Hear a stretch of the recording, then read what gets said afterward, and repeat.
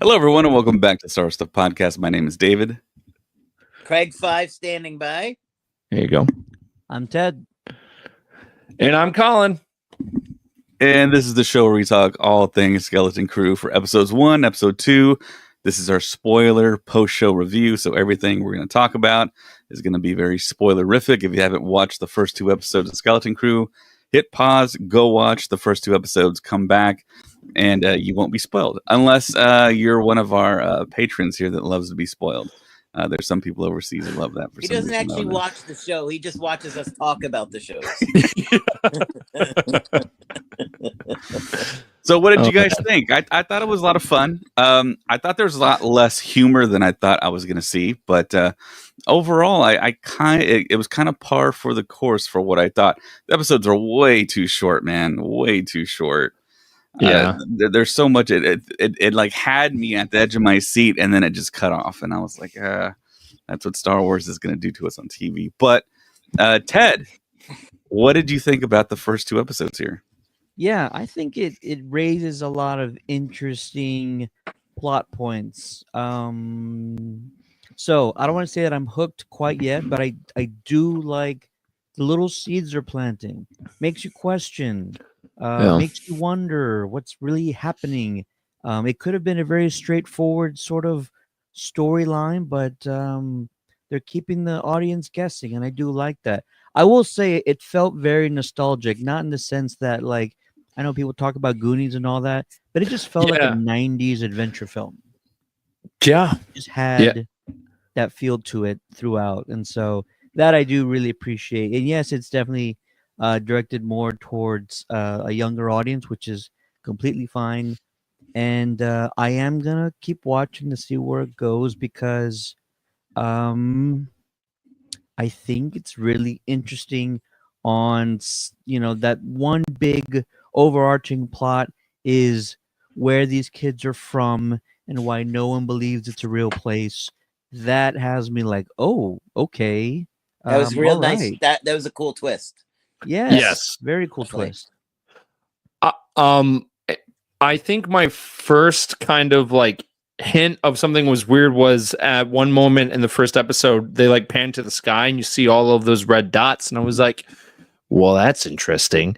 And then we didn't really see anything like with the actual barrier that they kept talking about. Like they just kind of passed through and we didn't really see anything with the barrier except the red lights in the sky. But from my perspective for the show, it really nailed of what they talked about, where it felt like an Amblin studio like movie, and and there's so many callbacks to the Goonies. There's Easter eggs from Captain EO, like things, right?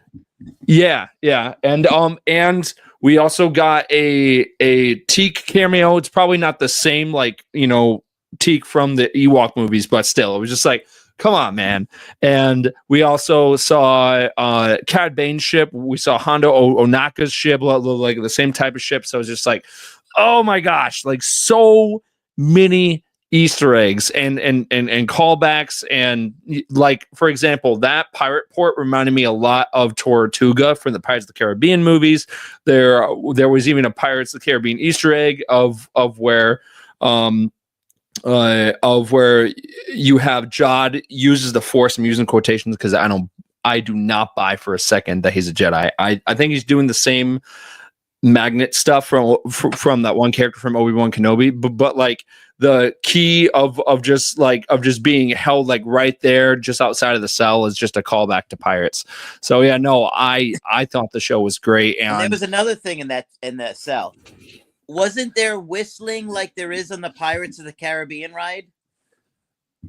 I might have to watch it again. I don't remember hearing that. I only watched it once. Don't worry, I'll watch it again. You know how they're like whistling the dog to get it? Yeah. I thought I heard some whistling or something like that in the background. Oh, interesting. Okay. I'll have to I'm gonna have to rewatch it. Oh no, like to find more Easter eggs, but there was a lot. Yeah. David, how did you like enjoy it? Was everything you hoped for, or was it like kind of on the level was like, oh, okay? Like I said, it was par for the course for me. I liked it. It was what I was expecting. I expected a little bit more jokes and humor to be in there. But yeah, we got like fast, quick-witted talking kids. The whole kind of like suburban feel of like the 80s with the bikes and like pretty much with the trailers and the commercials like kind of told us what we were going to get.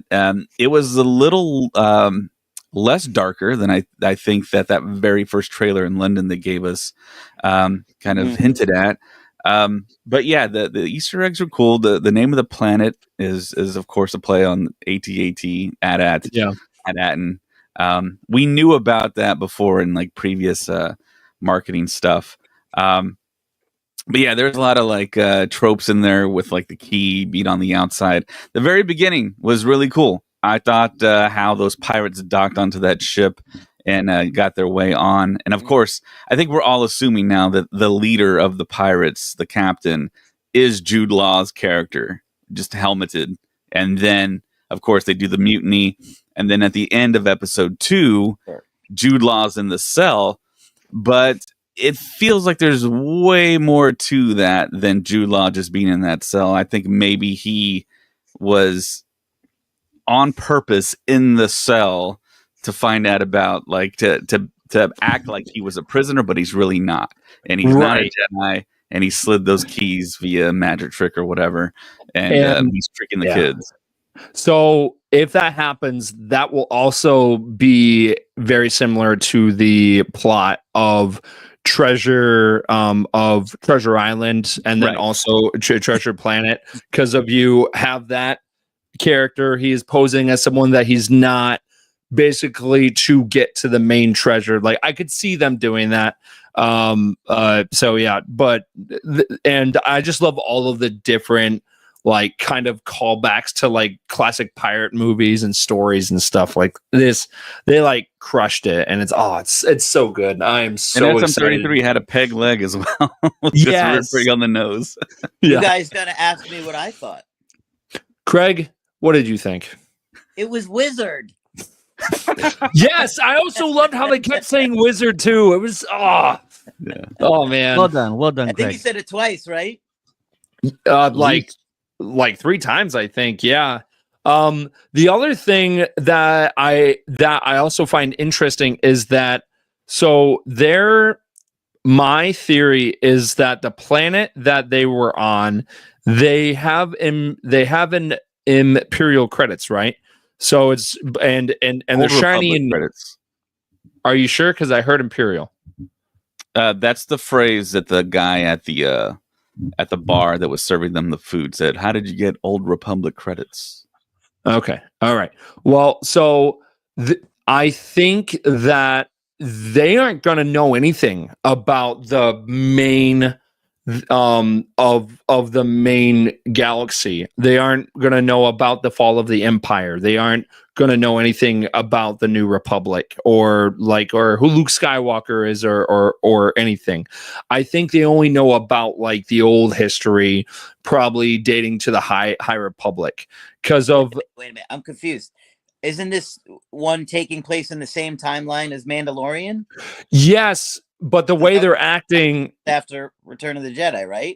Right. But the way that they're acting is like they're not knowing like certain things that the normal people in the normal galaxy would know. So I think on that planet they are isolated because of the droids even said that no ships come in and no ships leave, which means people haven't been there in a very long time. And I do want to add one thing that I thought was odd to the first episode. The whole pressure of these young kids in like 4th grade determining their career at such a young age was odd to me.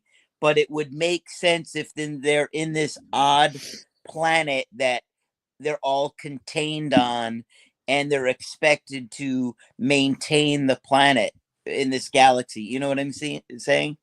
Like these kids, they're very young kids. They're like 10 years old, and they're trying to figure out their career. If you miss this test and everything, it was just very unusual. It didn't feel, I don't know. It felt very, what's the word I'm looking for? That it was like this forced dynamic that would be kind of unrealistic for kids that age. But it felt like there's something unusual to that planet, and that's why they were forced to do that. Yeah. Didn't anybody else get that vibe? I mean, these are young kids, and the pressure to have this career figured out at that age, like. Well, I think it's foreign to us Americans, but I think in other societies they kind of go through that whole thing as well. So but that's what I'm saying is, like, I think there's supposed to be some unusual twist related to that they are all on this planet and this planet is hidden or whatever. Yeah, it feels like a facade, and if I have to guess, Wim's dad is gonna have some sort of higher status or sort of role in this planet and this charade, because it does feel like, and I think Colin pointed out part of it is it's either cloaked and that's why nobody can find it, or that's there's this happening. Yeah. or there's this lore that there's this barrier that's unbreachable, and that's just a means of control to keep people from leaving the planet. So there's a lot of like systems in place to either keep folks out or keep folks in. And I think this dad's going to have some sort of part in this whole charade that is going on. But I'm really interested to find out, what is this sort of mythical lore behind it. It's some sort of lost planet of treasure, as we've already heard and mentioned, but whose treasure? Old Republic treasure? Like, this Right. is all Really very interesting twist. It Yeah, really all does very change the interesting whole stuff. dynamic of the show to have this kind of twist. It's not just these kids going off on an adventure. It's how are they going to get home, because home is a hidden planet that nobody knows where it is. Like, nobody saw that coming. It's a good twist. Yeah, it's a good recall. And I also, before we go any further, want to welcome Kyle from the Phantom Podcast Network to the show. Hey, Kyle, everybody. what are your thoughts on the first two episodes? A lot of fun. I definitely had that Amblin vibe that they were talking about with the show. But I'm as I was hopping in with you guys' conversation, I couldn't agree with you more. There's definitely more going on than meets the eye here. The planet feels to me kind of like, okay, is this some kind of, maybe it's isolated because it's an experiment by the Empire? Maybe there's something going on that with this whole planet. They keep it isolated for an intentional reason. I think when you guys are talking about the barrier, I think it cloaks the planet from everything else, and that's why it's hidden, and that's why the barrier protects people from going out and hidden. There's something obviously with the ship that let it get through the barrier, which is a question unto itself. But just coming in, it captured all the vibes that they were typing it for, with the Amblin feel, a little bit of Stranger Things, a little bit of Goonies, a little bit of this here and there. But what I'm just very intrigued by the mystery that it's opening up right out of the gate. I wonder with the father, is it going to be he knows about the charade, or he's going to discover the charade from the adult perspective? Like, there's more to it than that, because he seems like he's kind of a worker in the cog, and that there's a people above him that might have knowledge of what's going on. But I wonder if this isn't just, again, with the kids being so predetermined and with these aptitude tests and everything like that, this almost feels kind of like a colony that's been set up by an outside force, and that's why they're keeping them isolated. There's so many questions here, and then you just add in Jude Law's character at the end, and I got to give a quick shout out to, I know I just talked, but the opening sequence just being a tribute to the original Star Wars was just fun, and I mean, right, yeah, I give them a lot of credit for that, but a lot of good energy. It's got me enough to where I'm intrigued by the mystery what's there and where they're going to take this. And that, I think that's the biggest thing coming out of these 2 episodes. Was it enough to pull me in? And I'll be honest with you, I've been a little bit skeptical of this show. It wasn't until the last 2 trailers that I was really starting to get like, okay, I'm kind of feeling the energy here. I'm pulled into the mystery enough that I'm like, okay, I'm ready to ride this ride. Let's see where they're going to take me. I'll step in real quick and say we're sort of meant to forget about a character because that's sort of the trick of the storytelling narrative. Undersecretary was like in and out in like seconds. So that's gonna be like everybody's like, who's we're that? seeing Who's her that? again. We're seeing her again. We're seeing her again, and like Kyle just mentioned, if it's not the dad, if he's unaware, then Undersecretary is definitely running some sort of show behind the scenes. But the fact that she was in and out lickety split, just that's storytelling 101. She'll be back soon. Yeah, definitely. You're talking about the actress Carrie Condon that plays Fern's mother, right? Yes. Yeah, definitely. We've seen them in other marketing. Her and Wim's dad together. It looks like they're the parents doing the search for the kids. So what do you guys think about the Onyx Cinder, the ship that they got in? Does that play? Are we going to figure out who the original captain is? Is that related to Jude Law in any way? I think we will. Because and just walking on that ship too. Tell me you guys didn't feel like you were watching a different version of the Goonies, Exactly. Right. Of the skeletons against the wall, and I just love how like Neil was just walking around and just being like, and then Wim was just so excited, be like, dude, check this out. And I'm just like, yes. I love that dynamic. Yeah, I was getting a lot of the One-Eye Willie feel when they're in the captain's quarters there. Yes. Going through all the different things. I'm like, oh yeah, the Goonies feel was running high right at so good. Yeah. And again, there were so many Easter eggs like of in the show alone. I was kind of shocked with how many Easter eggs we got. Please tell me we all caught the holiday special Easter egg, please. Yes, for the video with the holographic vid screen. Yes. Oh, I was so happy to see that. That made me over the moon. It was pretty funny to see because I was watching it in my living room TV in 4K, and I like looked really closely. It was a guy with like he was like balding in like tights or something, like prancing around. And I'm like, what is going on? That was like the entertainment for the little brothers. I worry twins. about the children in the future Star Wars galaxy.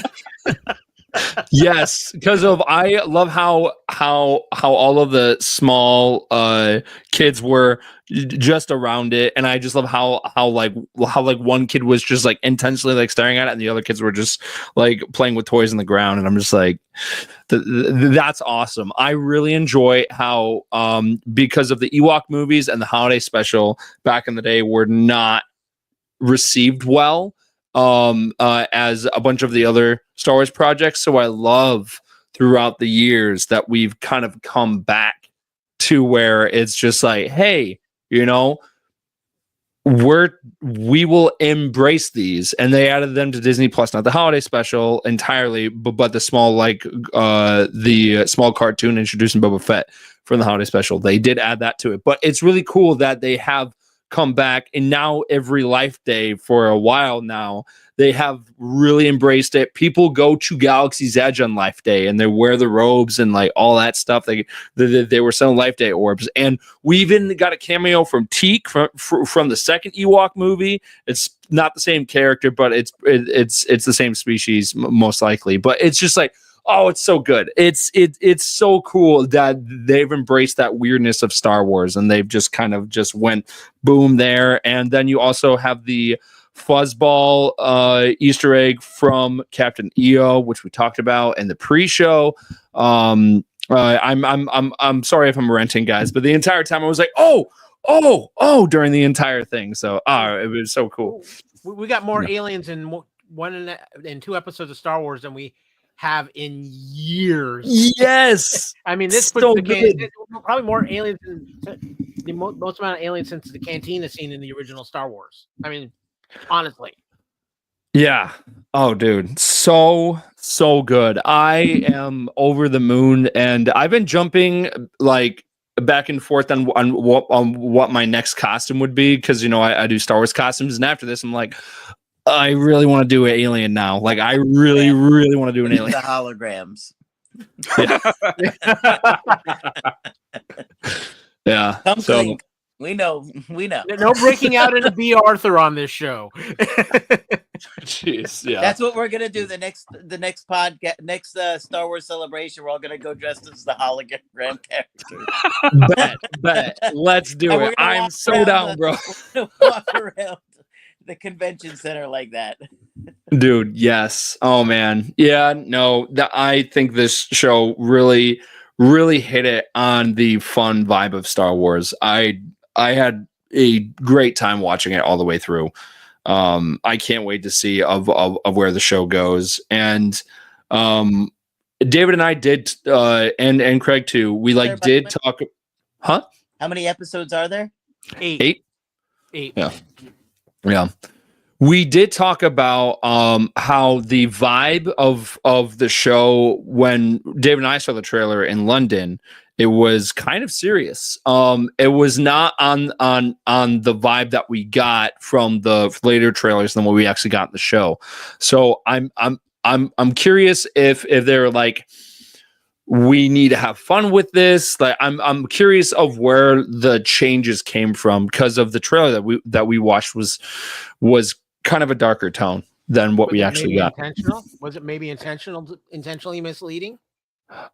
I mean, it could have been. It absolutely could have been. Again, I'm really happy with how it turned out from those first 2 episodes. I'm really happy. I was nervous at first, because I thought the first 2 episodes would be where they would be at home, and then then where the first episode ended was actually going to be where it would end in the second episode, of where they finally go into space. So I'm glad they wrapped it all up in 1 episode of them being on planet, and we're introduced to all the characters, and then we go on the adventure.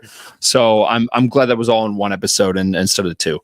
Yeah, it would have been rough if it was 2 episodes, of that. Yeah. I don't think they could have done the slow burn with this kind of with what they were doing with these kids and everything like that. Yeah. I think it would have dragged it out too long. Yeah.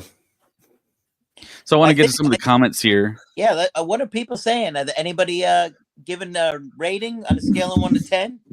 Not quite yet, but Spicy Flagon on YouTube says, I think there's more to this barrier around the home planet. Like we were saying, like this planet meant to hide something by the New Republic.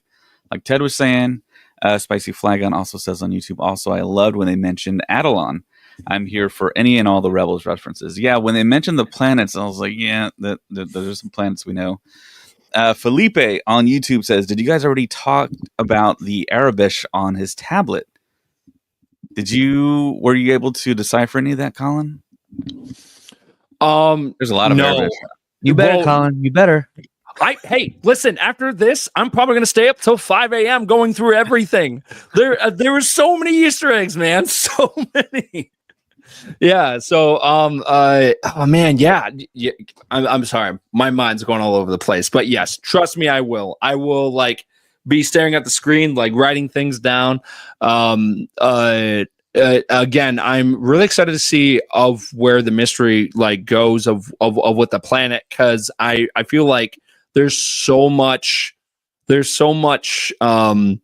history there. And it's just stuff that we don't know about. So I'm really, really excited to see where it goes. It's going to be awesome. I'm super pumped. And I'd like to welcome in the second half of the Fandom Podcast Network founding team there. Kevin has joined us. What do you think of episodes 1 and 2? What's going on, guys? How's it going, Kev? Super pumped. I loved it. I thought it was great. There's a lot of other throwbacks and stuff. Anyone mention the weird people from the game? Yes. Okay. Yeah. from the holiday special. Yeah, Absolutely. I just want to make sure that that was brought up. That was brought up there. So yeah, I got you. Colin's next cosplay, apparently. Yeah, no. We know it. It's okay. We're fine with it. Yeah, I got a really fun adventure vibe out of it, and the thing too I also like too is when they get to the captain's room. River kind of reminds me of the One-Eyed Willie's section, you know, with the Goonies. Kind of remind me of that with putting the hat on and stuff like that. So Kevin, you just proved we do share a brain. yeah. Yeah. So I had a great time watching it. It was fun, and looking forward to rewatching it. Is it weird that my favorite reference is the Etch-a-Sketch desk that Wim had That in was school? great. I was like, oh my god, why didn't we have one of those growing up? Because we would have learned nothing. Colin, do you know what an Etch-a-Sketch is? How dare you? I don't. I'm just checking. I'm Age just check. checking. Age check. Yeah. How old do you think I am, Ted? Not as old as me. That's all I know. Okay. Well, I am 28 and I did have one. So thank you. Probably Nice, 10th nice. generation.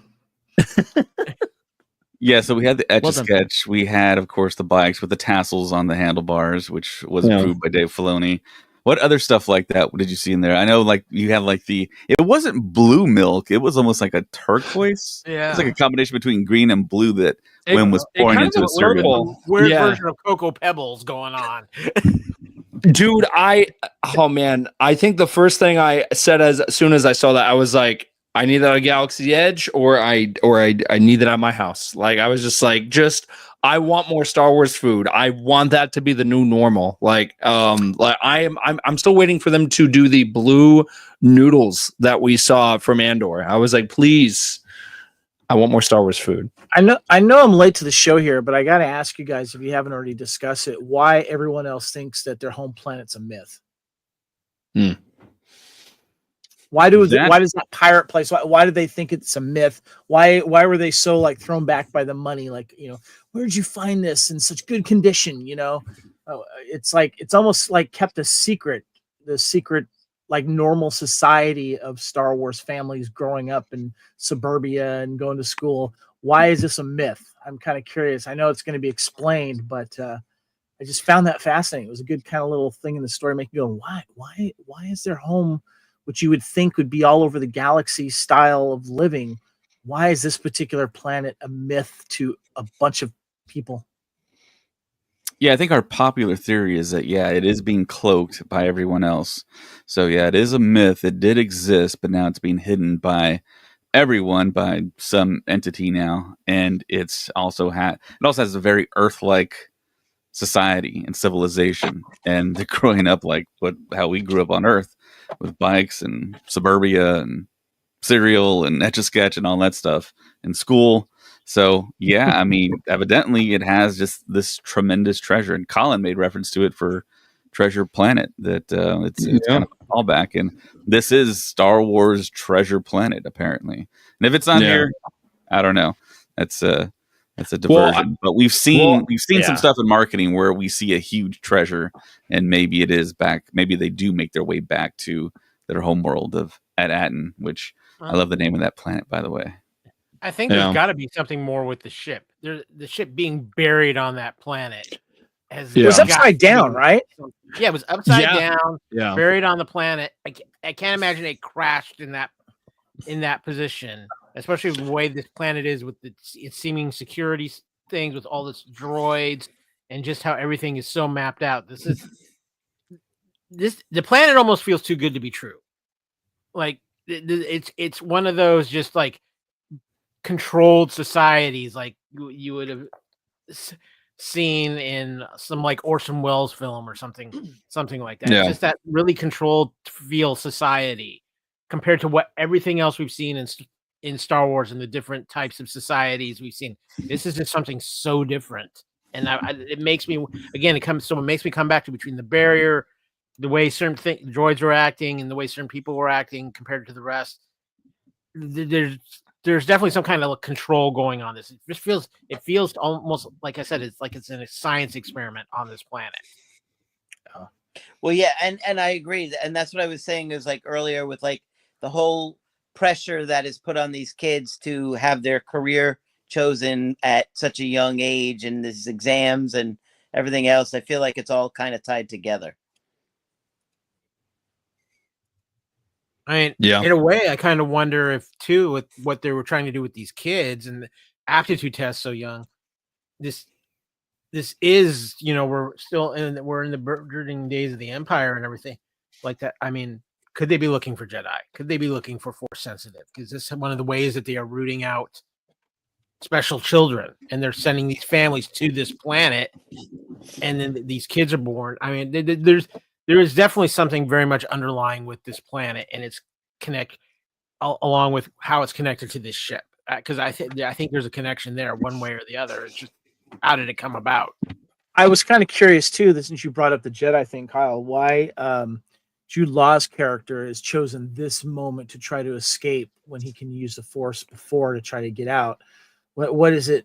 What is it that he sees in these kids, or is he a plant, or is he waiting for it? Yeah, maybe he's waiting for his moment. You know, maybe it's like kind of like a callback to like the old story here on Earth with finding treasure. I forgot who the explorer was. I'm trying to remember back to history class.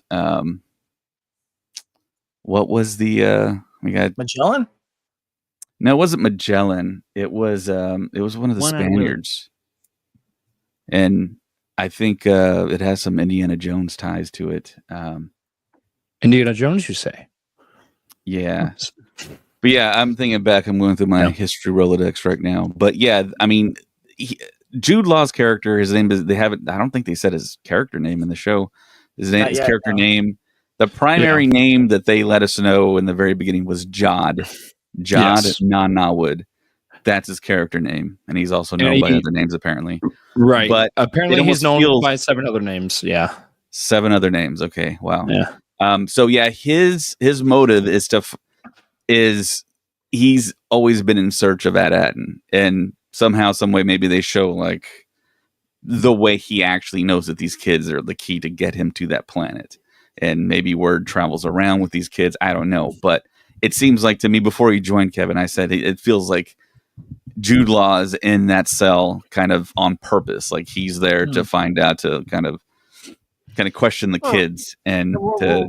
Are we all in agreement that's Jude Law at the beginning of the episode? That's what it feels like. Yeah. I mean, what do you mean? What do you mean, Kyle? The character, the captain at the beginning of the episode when they. Oh, right. Yeah. I mean, I think, are we all in agreement? That's Jude Law. That's why he was in the brig in the first place, because that crossed my mind, definitely. Yeah. They put him there, and I question whether he's a Jedi. Is he a Sith user, or is he kind of just one of these neutral Force users that's out there that uses the Force for his own? Yeah, Colin and I don't think there's any Force involved at all. We think it's like a magic trick or a setup, and he used a string or something. Right. I really think that it's very similar to the character from Obi-Wan Kenobi that was kind of like haggling like different people to like get off the planet, and I think he's got magnets. I really don't buy that he's a Jedi. If he ends up being a Jedi and I'm wrong, I'm totally fine with that. But I really think that that he sees these kids, and who would you trust more? A like kind of old guy, like just kind of hiding in the shadows, or would you trust a person that uses the Force and that is posing as a Jedi? Yeah. So I think that that's just kind of a way to like hook these kids in and being like, hey, you know what? I can trust him because he can use the Force, because not everyone knows about the Sith. Like these kids probably mainly know about like the side of the Jedi and stuff like that. So they would probably be more to believe Jod more than anything if he's a Jedi. So yeah. Well, when Wim was looking through his tablet, there was a Jedi apparently with a blue blade and someone with a red blade. I thought there was something. I thought there was something on the tablet there that kind of looked like the duel between Obi-Wan and Anakin on It did. Mustafar. Yeah. The high ground, Yeah. I am gonna have actually, to. I actually think I saw Kanan and Bendu in one of those Yeah. drawings, and then I think I saw one of the acolyte scenes where they like murder all the witches. I don't know if that was the intent, but it looked like interesting. Yeah, I'm not even lying, guys. Like after this, I will go to those scenes. I will screenshot it and I will decipher every single word. Like I will like be up all night doing it. But yeah, no, I am. Oh man, so cool. Also, they called Jude Law's character Silvo in the beginning, in the credits, in the captions. Yeah. Let me ask you guys this, because I know before this even came out, there was talk about how will this show tie in with the rest of what Filoni is doing, because there's been that. We've got a ship that's basically lost in almost a little bit lost in space. Is this the ship that's going to end up maybe at the end of this season of Skeleton Crew showing up on the planet that Ahsoka's on? I said that a couple of episodes back.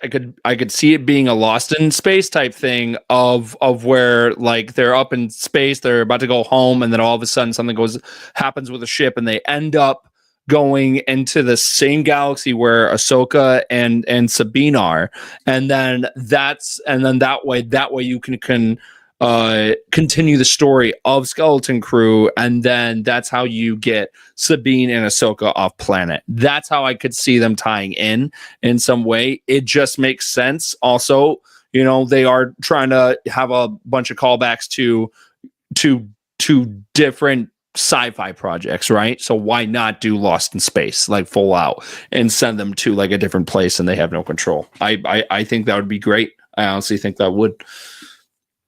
I don't know. That feels a little off to me. I mean, you could be right, but to me, it just seems like, I don't know, like that feels like a weird mix of characters. Ahsoka and Sabine and a bunch of kids running around, like, I don't know. I don't think it would be like the main, like, I don't think they would be like part of the show, like the entire show of the next season of Ahsoka. I think they would maybe show up like halfway through. They like find out that there's like they're in the same galaxy or something, and they have like a crossover like that. Just because I think the show will be perceived well, and I think if they did it in a way where it connected to another story, I think that would be a great way to continue these characters like going forward. But who knows? Because we really don't know exactly where the story is going to end up at. There's also the question of how much of these kids actually know what's going on in the universe. Yep. Well, none. I mean, they didn't even know what stars were. Yeah, that's what I'm saying. These kids, this planet is so incredibly isolated and sheltered. I mean, outside of the people who know, who might be part of the conspiracy of whatever's going on with this planet, how much of the population of this planet actually even knows how much everything exists? Obviously, they recognize starships and they recognize it as a starship, but what do they know of everything that's happened? Would they know of the rebellion? Do they know of the Empire? Do they know what is going on in the greater universe? Or is this just like, wow? Because that's one of the things that I noticed was you didn't feel like it was a trace of the Republic. It felt like more as like it was an old Republic world that they just somehow has been shielded from everything because of the Republic credits and things like that. But they know about pirates, obviously, and they know certain things. So it's curious to know how sheltered these kids are to what's going on in the universe. They might have been taught a revised version of history. Yeah. And that would be interesting to find out exactly what is being redacted from the archives. I got two things about Jude. Number one, I had this conversation with JC before the show started where we were told he was a Jedi. So my first thought is, oh, he won't be a Jedi. But then seeing how he's pulling the key, it would be really difficult in my eyes for them to talk their way out of how he would pull that off without actually using the Force. But the thing that really I won't forget, and this actually humble plug to Matthew Wood. I had a conversation with Matthew Wood back in October, and the one thing that I asked him that really stood out to me was I asked him, "So how was Jude as a Jedi?" And I expected there to be some excitement in his response or something, and there wasn't.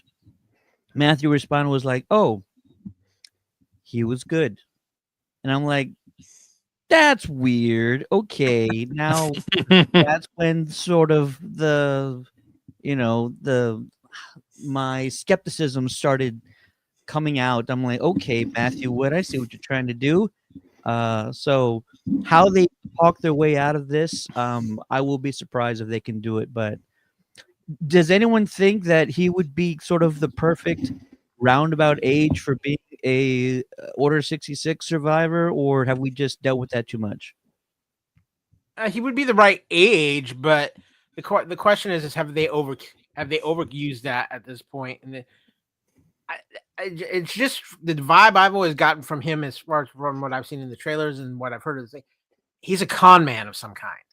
Now he could be a Jedi, and that's how or even a Sith user that just didn't like what was happening, broke away, is doing his own thing. But he comes across as a con man who's playing up whatever angle suits him best. Just wishful thinking. This isn't a theory. Wishful thinking. Perhaps he's Master Skywalker. What do we do, kid? And he has survived. That kid didn't make it, buddy. He survived all these decades later. Yeah. And oh my God, I'm gonna feel so much better. Part of my soul will be restored because the little blonde kid survived. Ted, I'm not gonna lie to you. I think he was the first one to go. Like I'm just saying. I'm not gonna lie to you, buddy. I think he was the first one. He was right up front. Stupid questions, kid. It's interesting because I kind of see some Kanan parallels here, because obviously Jedi were obviously hunted, but after the fall of the the fall of the Empire, do the surviving Jedi start coming out of hiding? Yeah. Or do they kind of stay in these lives that they started with because there really is no order to join, And I think that also too, there might have been a stigma with people around the galaxy that Jedi, because of what the Empire was able to imprint on everyone, that they're still not trustworthy, they're not good. So they take these double lives or new lives as pirates or other types of people that, they stay undercover basically and try to hide their skills. Yeah. Thinking about it too with the planet, because, with the way they have portrayed the Republic in Mandalorian and in Ahsoka, with a lot of dirty stuff going on, could this planet have been around through this whole time and just been completely isolated and hidden so the Empire couldn't even find it? And this planet has just been kind of existing, but the Republic has either lost the records of it or they're intentionally hiding it for other reasons. So going back to what Kevin was saying, about the Jedi kind of like being in that point of where if they were coming out of hiding or not. If you guys remember from the opening scene of the first episode of Ahsoka, the New Republic officers were kind of surprised when they saw a Jedi ship. So that could also indicate like that, that to a point of what Kevin was saying was they probably are still kind of in hiding because of they don't really know how to comprehend everything just yet. I mean, that was a terrible thing. Order 66 was a very horrible thing, and they're probably afraid something like that can happen again. And the Empire is truly not gone. I mean, Thrawn, there was reminiscing of Thrawn coming back. So it's just, I don't think all the Jedi are back yet. And I think that might explain why Cal Kestis, we haven't seen him yet in live action yet, because I guarantee you he's still alive, but we won't see him till later. But that totally adds up. Yeah. So yeah, we talked about the beginning of episode 1, the docking with the pirates, and of course we got all the pirates that we've seen in all the marketing stuff. We got Hunter, I believe, who's played by, or was it Hunter or Gunter? Played by Jaleel White. It was a Gunter, not Hunter. Okay.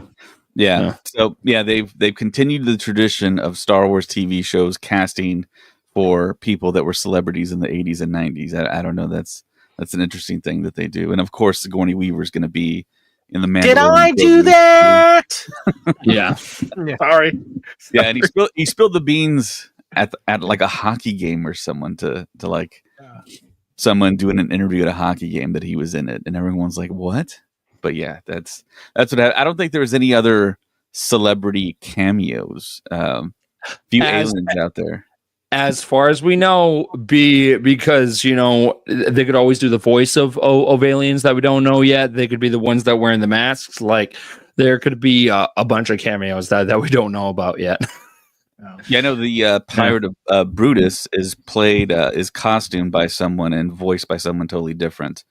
And yeah, it seems like he's like the leader of those pirates from the beginning, but I still think it's Jude Law trying to head up and find that treasure planet.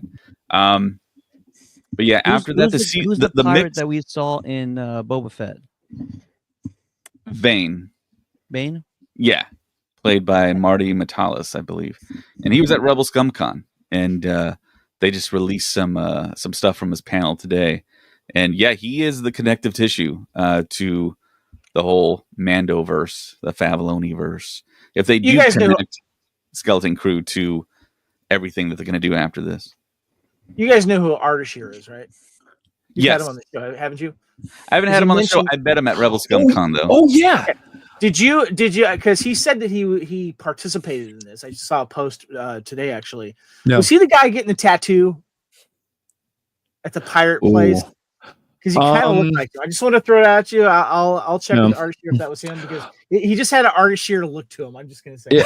But he was an alien though. He was played. That was an alien that was getting the tattoo, right? Yeah. They're actually. So I'm not sure if you guys caught it, but in the first couple of the first episode and the first minutes of the show, when the pirates are raiding the ship, we actually see Tate Fletcher. He actually makes a cameo. Yes. Because I saw his face right away and I was like, oh, let's go. He's still involved. Yes. So, yeah. Yes, he was at Rebel ScumCon too. I was so happy to see it. I was so happy to see an Ishi Tib. That made me happy. And he got his eyes shot out, right? Yeah. At the very beginning? Yeah, I think they were replacing it or something, weren't they, at one of the scenes? Yeah.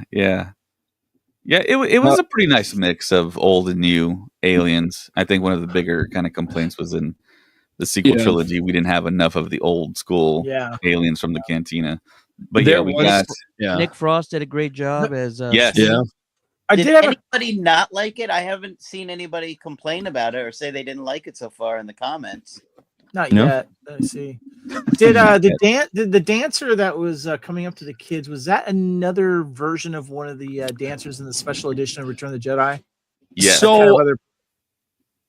you know what I'm getting at, right? Yes. So not only that, there was also the other lady that was right next to her. I can't think of her name. Yes, one of the dancers. Yes, Yarna DeGargle, yes, or whatever. Yes. Yeah, the dancer, the large dancer from Jabba's Palace. Yeah. I don't know if it's actually her, but she actually has a So, have you guys read or listened to the Return of the Jedi: A Certain Point of View novel that came out like 2 years ago? No, or last year. Does she have a section in that character? Yes. So her and a couple of the other survivors were saved by Leia, and they are so thankful of her. And they actually go into like an origin story of some of those characters from Jabba's Palace, and she was one of them. So we like learn more about her past. So I saw those two characters like over at that club, like in front of it, and I was like, "Ooh, interesting. That's that's really cool." But I'm not 100% sure if those are like the OG characters from there. But yeah. No. So did it feel like to you guys when watching the effects, the CGI, the puppeteering, did it feel like that you were watching the second most expensive TV show of all time? No. What was it? No. What's the price tag on it out there? What's the rumor? A lot. I don't know how much exactly, but it's been stated for a while that it's the second most right after The Rings of Power on Amazon. So, Yeah. and of course, I didn't feel like it, but it did feel like it was high end. cinematic. It was. I liked it. I thought it was great. Yeah. I thought they did a great job giving us suburbia Star Wars, which is another side of the Star Wars universe that I felt that we needed to see more of. You know, Star Wars, as we know, is not just Jedi and Sith and rebels and Imperials and, you know, aliens fighting each other, but there's like life. You know, there's normal going on. There's people being raised, and I thought they did a really good job with that. I love the house designs. I love the city designs of vehicles. You know, I related to it, and I think that was a key component to making these first two episodes fun, is making sure that we as adults and kids can relate to it because of the type of adventures that we would either did as we were kids or put our head space into. Trek Anderson on YouTube says, I like the Andor and holiday special references. What was the Andor reference they're talking about there? That's a good question. They mentioned one of the planets, I think. Yeah, because Trek, can you elaborate on that? Just because there were a lot of Easter eggs, and I'm just curious. Is that one of the planets? And yeah, I think so. Yes. Yeah. Yes. There was also, because as of right now, I think the only holiday special reference was like the hologram, like of the dancing people. But yeah. And Spicy Flagon on YouTube asked what the odds are we see Hondo this season. Have they risen in your mind, or have they fallen? Because Colin did say we did see a ship. Yes. So when they are actually getting to the port of where they're on the small transport of where the T character is taking them over, you actually actually no, it's right before that. When they actually get into the area of it, you see two ships. You see the same type of ship that Cad Bane flies from the Bad Batch, which that ship is called the Justifier, and then the other one is Hondo's ship that we see him fly in Smuggler's Run, which is called the Katuni. So I don't know if it's if their ships or just their brand of ships, but we saw them there of when they were first coming in. So I thought it was pretty cool. But I think there's a high chance, like if a famous pirate was gonna show up in a pirate themed show, it would probably be Hondo Ohnaka. I would be very shocked and disappointed if he didn't, because this is the perfect opportunity for him to come in and show up. I know you make this show to bring him in. Like that's why you do it. Yeah. I mean, Hondo seducing one of these kids in a way only Hondo can by selling the whole pirate's life and pirate story and the excitement. Yes. Of it. I mean, that's just, if you're gonna do it, this is the show. Yeah. I could see him of just being brought into the story. He ends up going onto the Onyx Cinder, and he sees the ship and he's like, oh, I know this ship, and he just goes into like the whole out story and tells us the history of it, who the captain was. Like, that would be so cool. Yeah. I don't think so. But yeah, no, I really want to see Hondo in live action, and we technically have because of Galaxy's Edge, but I'm talking about like on screen. Yeah. I really want to see that. So yeah, I think we didn't really touch questions that are still out there. Was Vane, right? That was Vane, right?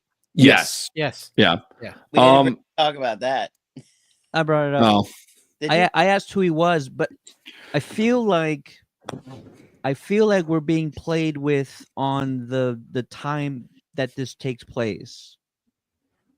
Yeah.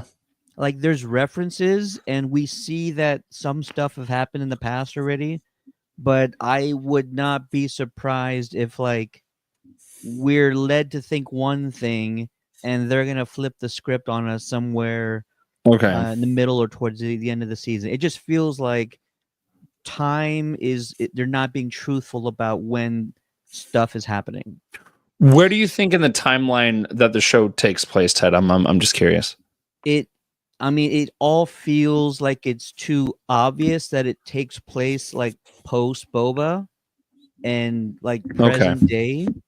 So like Mandalorian timeline, right? Yeah, my understanding was it's supposed to be all like Mandalorian, Ahsoka timeline. Yes. Everything like that. They have pretty much confirmed that. Bane was in Mandalorian timeline. Yes, he was in the Book of Boba Fett. Yeah. No, he was not in the Book of Boba Fett. He was in Mando season 3. He, Captain Salad's ship goes down. He leaves directly after that. Yeah, and then this is where we are now. They have confirmed that the show is taking place in the Mandalorian timeline.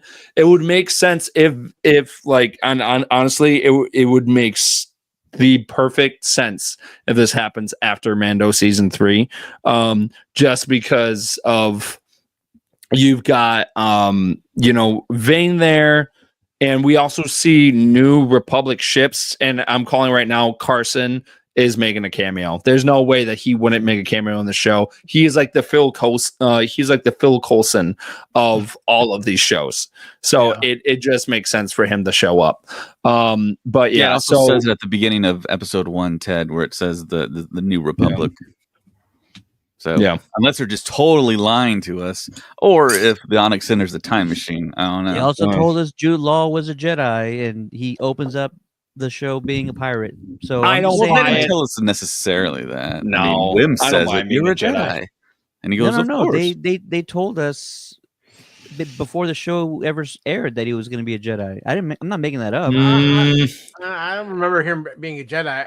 Not officially, but I've never heard a clear cut that he was a Jedi. I asked Matthew Wood because I remember hearing that he was a Jedi. Right, but we also heard that Ewan McGregor was not coming back as Obi-Wan, and he was lying for years. And then, sure enough, he gets his own show. So that's my point. I think we need to expect a lot of misdirection in this show, and I think they're going to be playing with a lot of different facets of the narrative. It's the timeline. How we know that Vane is in the present day timeline, or at least Mando timeline in this. So Did you guys hear the theory that David, James, and I came up with the last episode that we did? Because we talked about how Maz Kanata would be one of the most perfect characters to be brought into the show. And we thought that how cool would it be if, this was the origin story after 10 years of how we finally find out on how Maz Kanata got the Skywalker saber that we see in Force Awakens. And what better way to pose as a Jedi if you have a lightsaber? So maybe Jod has the Skywalker saber. We get some backstory. Oh yeah, I actually got it from Cloud City. I bought it off of someone, and then Maz Kanata shows up, saves his life, and then he was like, "Hey, I owe you one." And she's like, "You know what? I'll take that lightsaber." So that would be a cool way to introduce her character. And that's wishful thinking, but that might be a story for another time. Yeah, and this is the story for the other time. We are in that time. That is exactly it. That is the whole purpose. I couldn't help myself. Dude, it's been 10 years, man. I hear you, brother. No, I right now I love that better than any idea to find out about that damn connection. Yes. I would love it if he would he had the lightsaber, but Luke's hand was still attached. He's got on a keychain. Jeez, man. He picked it up by the blade, and he's like, "Ooh, what's this?" And he throws his hand. Yeah.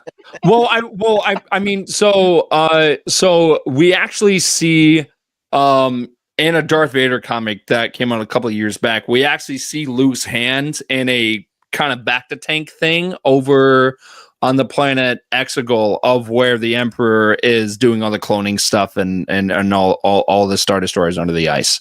So we kind of know what happened to the hand, but we never found out what happened to the lightsaber. So to me, this would be the perfect opportunity to explain that, because it's been over 10 years. Well, and not over, but it's been 10 years, guys. 10 years since Force Awakens. Please. I'm gonna hold my breath. Said Kyle. Yeah. I'm gonna hold my breath for them to start fixing sequel trilogy stuff. It'll maybe happen eventually, but like, you're gonna have to first show us how the First Order came to be in the first place before you start explaining like where they got Luke's saber and all that. I mean, they are slowly doing that in The Mandalorian. I mean, we got General Hux's dad in season 3 of The Mandalorian, and then we got like our first look at the Praetorian Guards and stuff. So we're getting there, and I think with the Mandalorian and Grogu movie, we'll definitely get like a hint at the First Order, like an actual big first hint of where we're seeing, like them maybe changing the stormtrooper armor in a way and stuff like that. I could definitely see that, and maybe Snoke comes into play. But yeah, I think we're slowly getting there. Do you guys think there will be any hint of the events from Ahsoka? Do you think like we'll get a mention of Thrawn and Skeleton Crew at all? Because he's back now. He has returned. So do you think people will be like, oh, like Thrawn is back? I saw him in the outer room with a couple of Night Sisters and the Empire or something. I don't expect much reference to any other stuff. I think they want to kind of keep this in its own lane. I think they may mention some stuff that make you kind of feel what more time era that it is. But I don't think that they're gonna. If they did that, it'd be like poor old Book of Boba Fett episode had an episode ripped out and it was all Mandalorian. I mean, I think that they're going to probably just stick, because you get in the beginning of this the first episode, you got pirates. You got to deal with pirates, and I think they're gonna really explore that area instead. Like, there might be some news things going on, but I don't think that we'll get like main characters from other shows that have been announced coming in. I doubt that. And I'm not saying that would be a bad thing, but I kind of want them to stay in their own lane. Yeah, I mean, I'm not saying they would play like a big part. I'm saying more of like we would hear like a mention of it like over a hologram or something like that when they're walking through. I don't want that to be the main plot. Possibly, Yeah, like I want them like to telling us exactly where we are and where we left off, where we left you guys off in the galactic universe of the Mando era. Yes, I really think they're going to be so involved in their own mysteries that you're not going to see, and until, like I said, again, I can see where at the very end of the season, it ties it in with maybe the ship again ending up in the galaxy, where Ahsoka is right now. If they're going to tie it in any way, because Filoni, like I said, Filoni's hinted at that more than once, that Skeleton Crew does tie in. Yeah. So I think that you're absolutely right. I think they will stay in their own lane. If we do hear something over hologram or something, I wouldn't be surprised, because you are absolutely right, Kyle. Like there will be some connection in some way. And we also know that the New Republic is involved. We've seen a bunch of X-Wings in the trailers. So we know the fight and like some way will be involved, in the near future. So I am hoping. Oh yeah, and then also with Carson probably making a cameo, I would be surprised if Carson was like, "What, you guys didn't hear?" And then like that would pan over to what's going on. So I could definitely see some attachment where it's not part of the main story.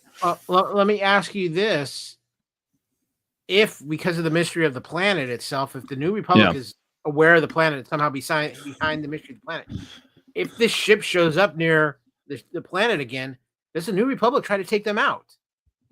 Because do they make the New Republic in a way the enemies in this show eventually down the road? Because they don't want whatever the secret of the planet is to get out. And now these kids theory. have been out in the world and they know it. And again, I think that's one of the more intriguing aspects of this is what is the story with this planet. Yeah. So Bender is asking a question. He says on YouTube, does the show come out tomorrow? Bender, you have come at the perfect time. I was waiting for your return. Yeah, Bender's our listener, our watcher that watches our spoiler stuff first, and then he goes and watches the show. So, yeah. So, what are your ratings, guys? Craig, we'll start with you. What's your If scale? I'm rating the 2 episodes together, and I'm looking at it as a first intro to a series, I'll probably give it around an 8. Yeah, 1 to 10, Kevin. Yeah, I'm with you around the 8 because of the feeling it was bringing me back to a lot of these kid shows, and it was making me kind of feel like a kid again. So yeah, I'll stick if it's 1 out of 10. Yeah, definitely. I think I would go an 8 as well, just on the nostalgia factor of these first 2 episodes, with seeing the aliens, the Easter eggs, and just the energy it has. The big test, and I think this has been the test for a lot of the streaming shows that Disney has done, is does it have the staying power throughout? And that's what I think we're all kind of like on pins and needles waiting for, because I think for a lot of us, there's an agreement of that it's been an up and down Disney Plus experience with Disney, Marvel, and projects they have. Are they starting to get it figured out? Are we going to see the consistency throughout? And I think that's kind of where one of the things I think we're all waiting to see is how will this pay off after the end of 8 episodes? Because I think that's been one of the issues. So, but for right now, coming out of the gate, yeah, strong 8. Yeah. I would have to say a solid 8.5, and I think it's everything on the same lines as Kevin, because of I relate to Wim so much because I was the same way as a kid. Like I could not keep my mind on where I was. I always wanted to look, huh? As a kid, I mean, yeah, yeah, but like I just related that to in a way, and there was also a callback to Luke Skywalker. I mean, Luke Skywalker was the same way. Like he really wanted to go to Tashi Station and pick up some power converters. Like he did not want to be there. He wanted to go out in the galaxy, go out on his own adventure, and this is a big callback to that.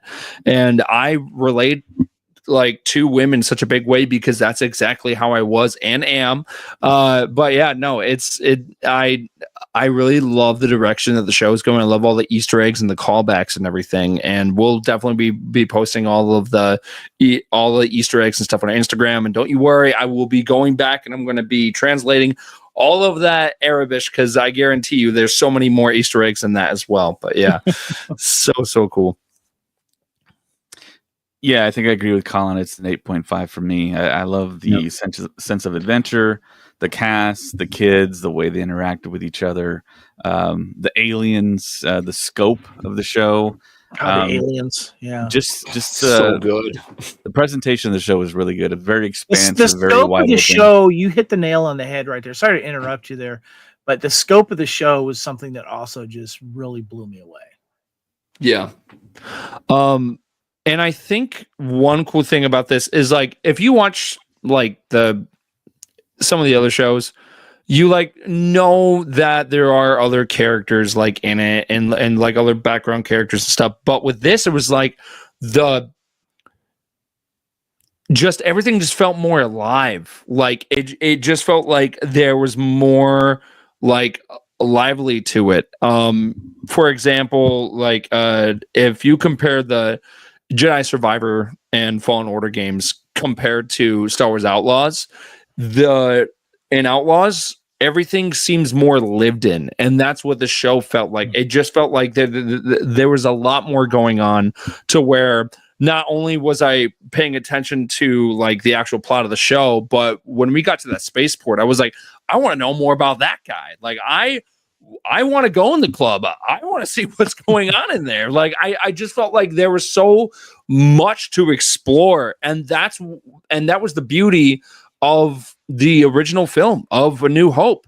Of when you go in that cantina, every single character has a background story. Like every single background character has a story, and that's, to me, that's one of the beautiful stories about Star Wars, is that you don't have to be a Skywalker, you don't have to be a Solo. Like every single character has a story, and you can be anyone in the Star Wars universe. And that is what I loved that they brought that back into, because I was so intrigued about every other character, like in that port and everything. It's so cool. I think we all agree with that. Yeah. All right. Yeah, and Bender chimed back in on YouTube. He says, I like to know what I get into. Well, fair enough. Awesome. So I think that's going to do it for our post show, guys. Thank you to everyone that joined: Ted, Kyle, Kevin, Colin, Craig. My name's David, and we will see you at the next pre-show. Actually, I think we're going to do a podcast tomorrow going over all the Easter eggs that Colin's going to research. 100%. 5 a.m. He won't look like he won't slept, but he will have all the Easter eggs. Oh, I will. Colin will expect you in full cosplay tomorrow too. All right. All right. I'll put on Chewbacca. Not that one, the new one. The holiday special guy.